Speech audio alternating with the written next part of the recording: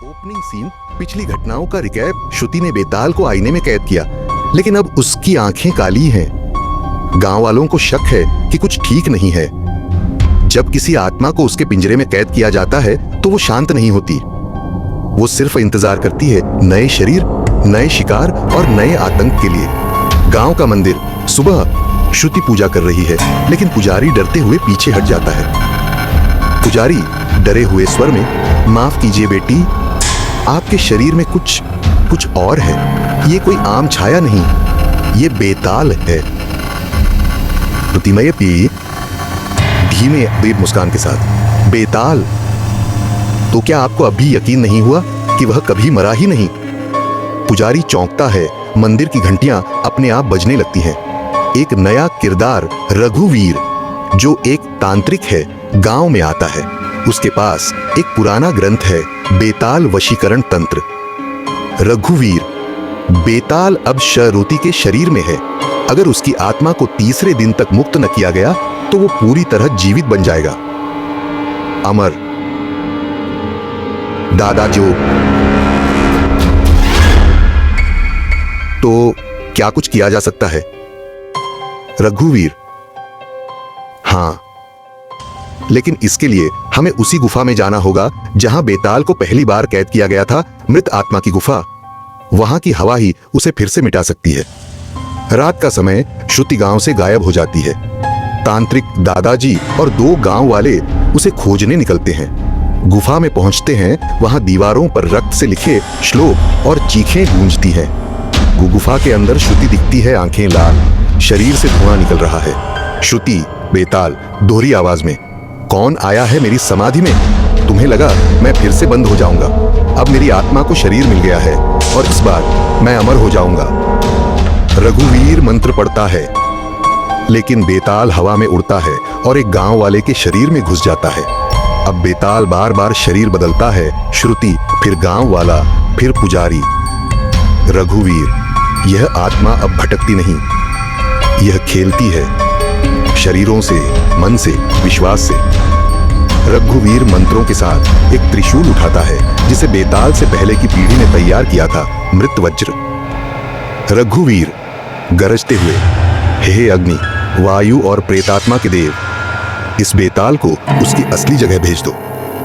त्रिशूल को जैसे ही बेताल के कब्जा किए शरीर में घूमता जाता है, जमीन कांपती है, तेज चीख गूंजती है और श्रुति जमीन पर गिरती है। सीन 5 सुबह, सब शांत है। श्रुति होश में आती है। उसकी आंखें अब सामान्य हैं, लेकिन जैसे ही वो उठती है, जमीन पर उसका साया नहीं है। श्रुति धीरे से, क्या सब खत्म हो गया? रघुवीर चौंक कर, साया नहीं है, इसका मतलब बेताल कहीं और चला गया है, शायद किसी और शरीर की तलाश में। बेताल गया नहीं, उसने सिर्फ जगह बदली है। बेताल एक आत्मा नहीं, वो एक रहस्य है जो हर बार नए रूप में सामने आता है। इस बार वो छिपा है एक किताब में, जिसमें दर्ज हैं उन आत्माओं की चीखें जिन्हें कभी मुक्ति नहीं मिली। श्रुति का घर, दिन। श्रुति दर्पण में खुद को देखती है, लेकिन परछाई नहीं दिखती। तभी दरवाजा खटखटता है। रघुवीर, तांत्रिक, अंदर आता है। रघुवीर, तुम पर बेताल का असर अब भी है। ये तब तक नहीं हटेगा जब तक आत्माओं की किताब न मिले। वो किताब बेताल की आत्मिक ऊर्जा का केंद्र है। श्रुति, कहाँ है वो किताब? रघुवीर, पुराने श्मशान के नीचे, जहां कभी 99 निर्दोषों की बलि दी गई थी। पुराना श्मशान, रात।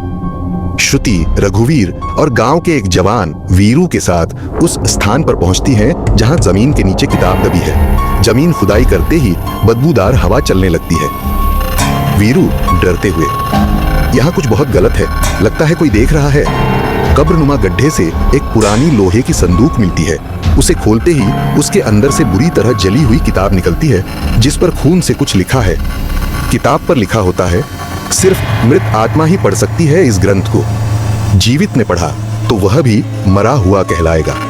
श्रुति अकेले किताब खोलती है, तभी किताब के पन्नों से धुआं निकलता है और एक औरत की आत्मा प्रकट होती है, साड़ी में, चेहरा अधजला, गला कटा हुआ। आत्मा धीमी आवाज में, बचाओ हमें, हम सब उस किताब में कैद हैं, बेताल ने हमें बांध रखा है। जब तक वह किताब न जले हम कभी मुक्त नहीं होंगे।